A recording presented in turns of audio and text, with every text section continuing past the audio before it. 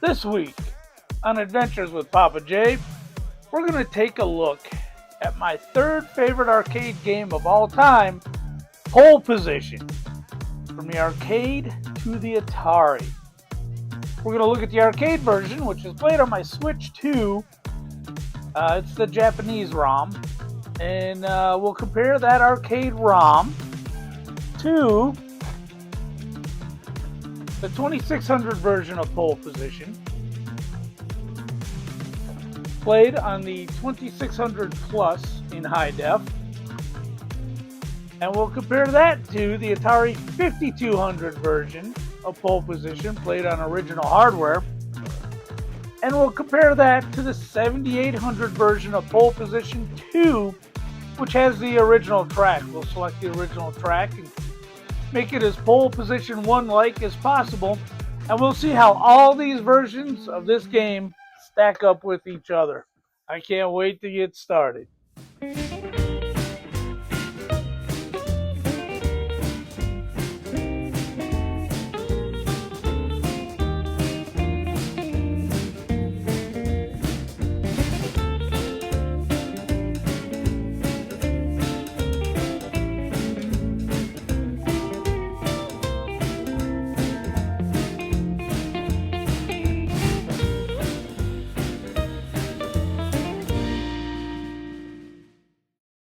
So here's the arcade ROM of Pole Position. We used to call this corner here Centipede Corner because it had a centipede sign attached to it. And so we just naturally called it Centipede Corner at the old bowling alley in West Concord. Now, she can be speaking Japanese. All right, let's go.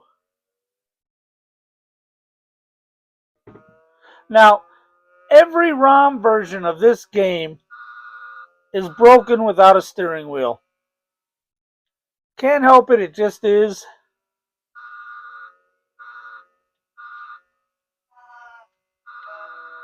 Woo! Made it through Centipede Corner, no problem. Oh, we're smoking now. Now, if I can get around these cars. No, I cannot, but I did take them both out. The sounds in this are just phenomenal. The gameplay is addicting. It's always just one more quarter, one more race. All right, so I qualified in 6th place. That ain't good. Now, these guys, whoa. These guys take off much faster than I do. So I suspect these cars, oh, man. It's just broken without a steering wheel. I can't help it. Oh, come on. Come on. Just broken without a steering wheel. There's not much you can do. Oh, then this corner will get you every time. Come on. There we go. You'll notice on the race laps, there's water on the track in these two spots. Woo! Am I going to make the first lap? I'm not even going to make the first lap. But there it is. That's the arcade version. And now let's look at the 2600 version. Here is the 2600 version of Pole Position. Had a little title screen with a reasonable facsimile of the track. Okay.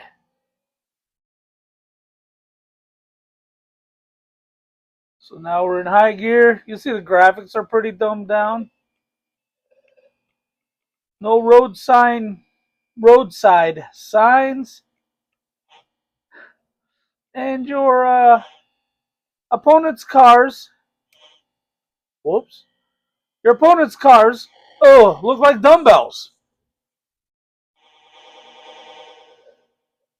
The sound is pretty rough.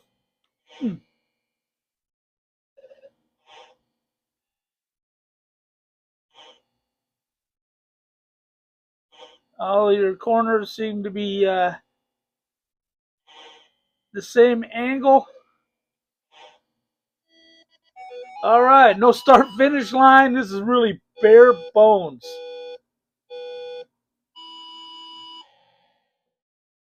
So this, boys and girls, is the Atari 5200 version of Pole Position.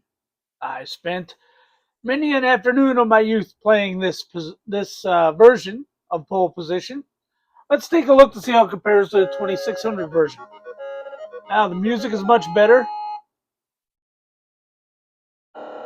Your car looks better. Doesn't look great, but it looks better. Your opponent's cars look just like yours instead of looking like a barbell.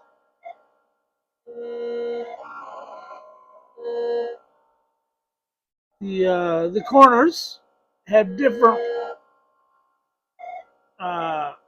rates of turn. What's the word I'm looking for? Angles. There we go. Here comes Centipede Corner. Oh, and that's a tight corner. I had to slow down. I had to take the dirt. When they put traffic in that corner, there's not a lot you can do. Either take it poorly or crash. You have those two options. Oh, you can tell my hands are still a little bit practiced at this version of this game. All right, so here we go. Here we go. What position did I get? Second position.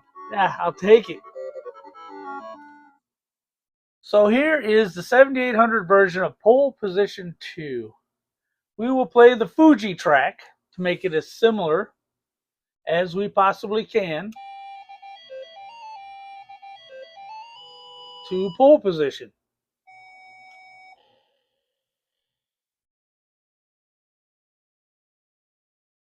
All right, so here we go. We're cruising along. These graphics are much cleaner. Your car, although two-toned, does look, oh, Centipede Corner just got me, does look like a F1 racer. So that's good. You can tell by the way you only have two channels that they did not use the Pokey chip for this game. And something else that's not really known, the joystick for the 7800 spins, so you can actually use it as a knob. Ooh, barely qualified. And I don't know why they didn't use that to mimic a steering wheel, but they chose not to. All right. Let's see if we can catch these guys. Oh, not like that we won't. So this game is definitely prettier, and there's the water features that were missing from all the other home versions of this game. Centipede Corner, I just made it. Oh, and I biffed. You can tell I've got no practice on this one. Plus, it plays a little different. It's actually Pole Position 2. But it definitely looks more like Pole Position 1 than either of the other two home versions. All right, man. Well, let's wrap this up. So how did we feel about Pole Position going from the arcade to the home systems? Well, the arcade version, when played in the arcade, is so phenomenal. And it's basically broken when you bring the ROM to a joystick.